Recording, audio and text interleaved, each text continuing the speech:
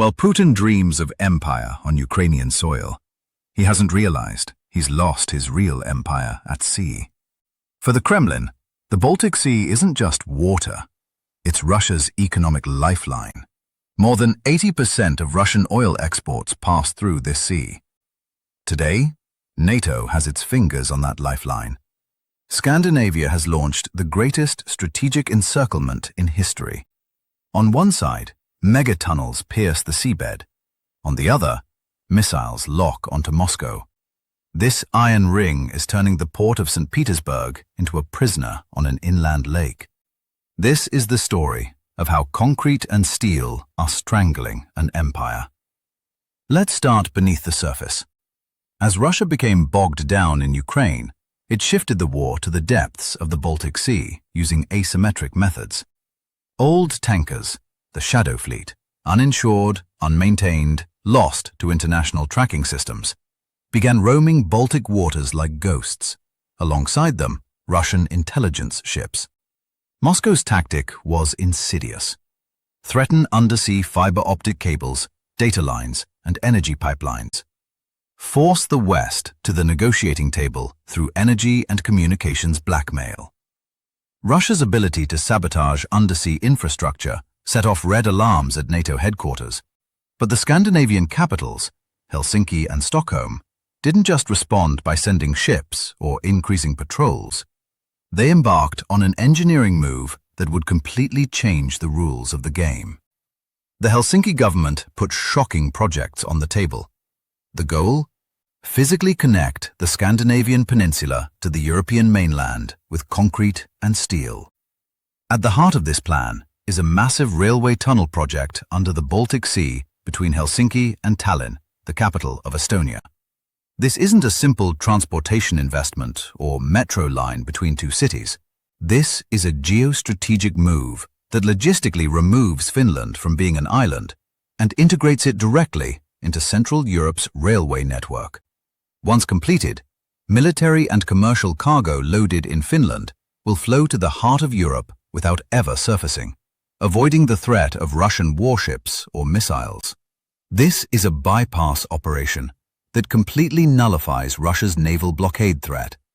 While Russian ships battle storms on the surface, NATO tanks and ammunition will reach their destination below at 100 kilometers per hour in complete safety. The engineering offensive isn't limited to this. There's similar activity in the north. The Confederation of Finnish Industries is pushing for a bridge or tunnel between Sweden and Finland, passing through Turku and the Åland archipelago. This route effectively turns the northern entrance to the Baltic Sea, the Gulf of Bothnia, into an inland lake, reducing Russia's maneuvering space to zero. The inspiration? The Öresund Bridge connecting Denmark and Sweden. With 7.5 million vehicles crossing it and 215 million euros in profits in 2024, this bridge proves the model works. Now, Finland has begun feasibility studies for the Kvarken link between Umeå and Vasa along the Gulf of Bothnia. The Kvarken link isn't just an economic corridor, it's a military backup route.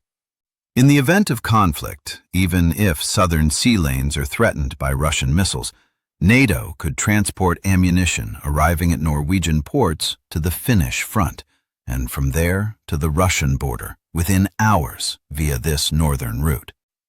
Once this network is complete, while Russian ships battle storms and NATO patrols above, the alliance's logistics will flow silently, uninterrupted, and untouchable below. While tunnels and bridges create strategic infrastructure, the military vice closes in the middle of the sea, on the Swedish island of Gotland. Dubbed the unsinkable aircraft carrier by military experts, this island stands at the heart of the Baltic Sea, Russia's worst nightmare, a stopper blocking its escape routes. The power controlling Gotland becomes absolute master of air and sea traffic throughout the southern and central Baltic. With Sweden's NATO accession, advanced sensors, Patriot air defense systems, and coastal anti-ship missiles on this island have turned the Russian corridor from St. Petersburg to Kaliningrad into a death zone. Stockholm is now the sole decision-maker on what enters and exits Kaliningrad, and which routes Russian military transport aircraft can take. Russia's most strategic western base is now a hostage to Sweden's initiative. But Russia's nightmare isn't just logistical bottlenecks or economic costs. The war has come directly home, threatening its most intimate strategic areas. Look at the map through a general's eyes. The Swedish armed forces have stated they want weapon systems with a range of up to 2,000 kilometers that can strike military facilities deep behind enemy lines. This isn't a technical detail, it's a geopolitical earthquake. Open the map and measure. The distance between Moscow and Stockholm is approximately 1,000 kilometers. In modern warfare, this distance means frontline, not backyard.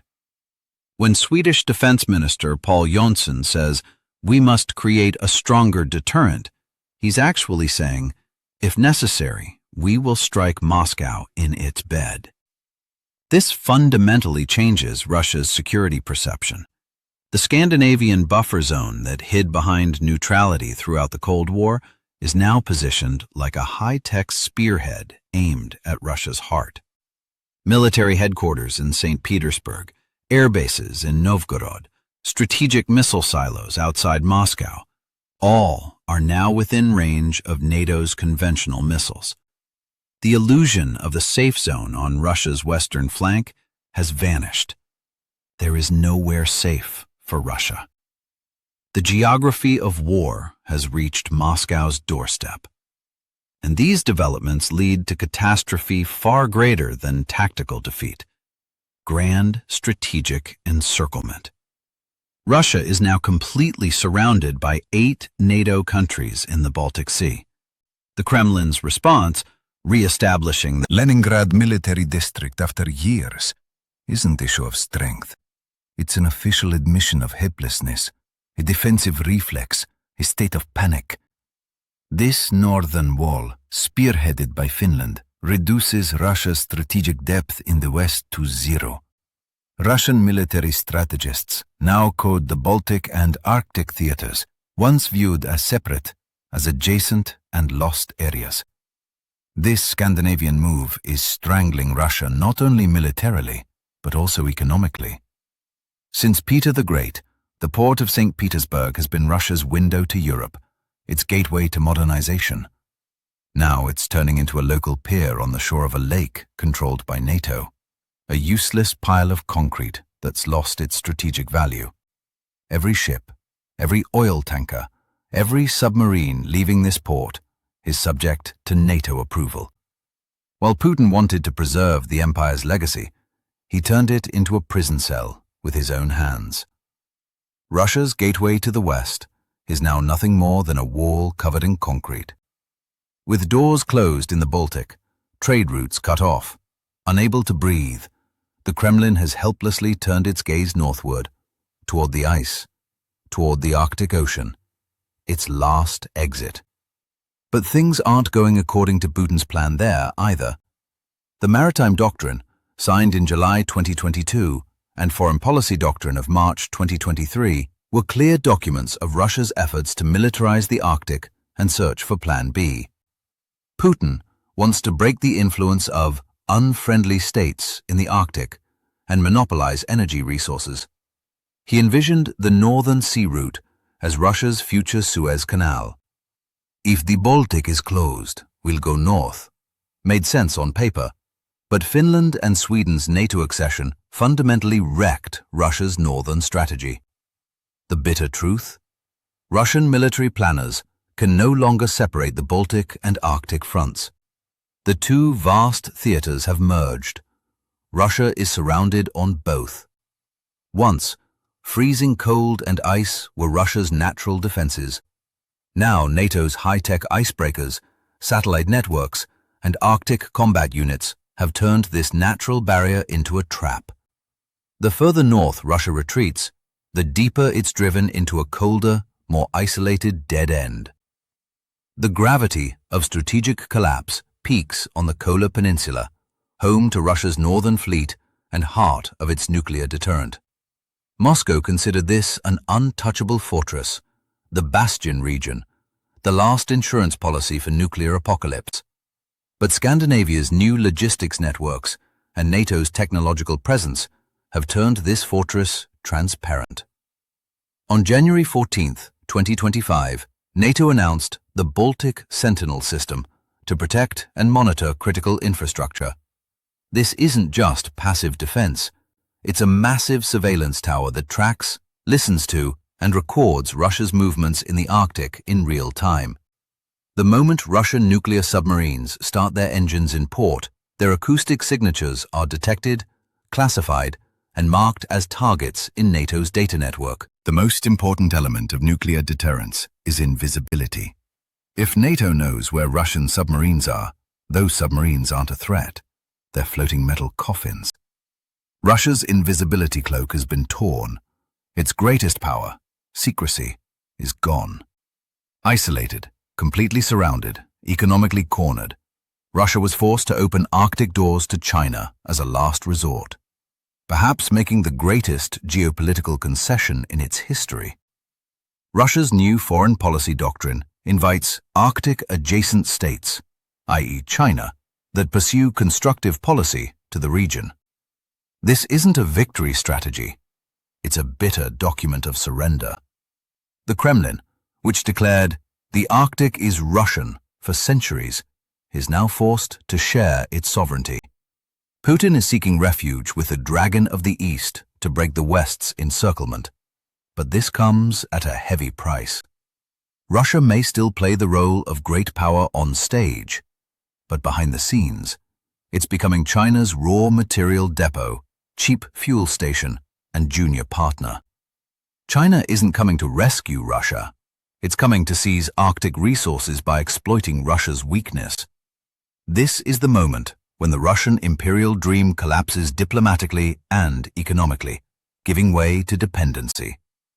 Ultimately, when Finland's granite-piercing tunnels and Sweden's seabed bridges are completed, history books will record this period as the Russian Empire's breakaway from Europe. The Baltic has become a NATO lake, the Arctic a NATO wall. Putin's hybrid war ends by crashing into this new reality built by the West with concrete and steel. The game is over. Russia is no longer a European power. It's merely a massive prisoner within its own borders. Exit routes blocked. Chaos is at Moscow's doorstep, because the key to the house is now in someone else's hands. What do you think? Will Russia dare to play its nuclear card against this total encirclement? Or is the empire already checkmate? Let me know in the comments. Subscribe, hit the bell, because the strategic map of Europe has been redrawn in concrete. This is Global Power Report. We watch the collapse so you can prepare for what's next.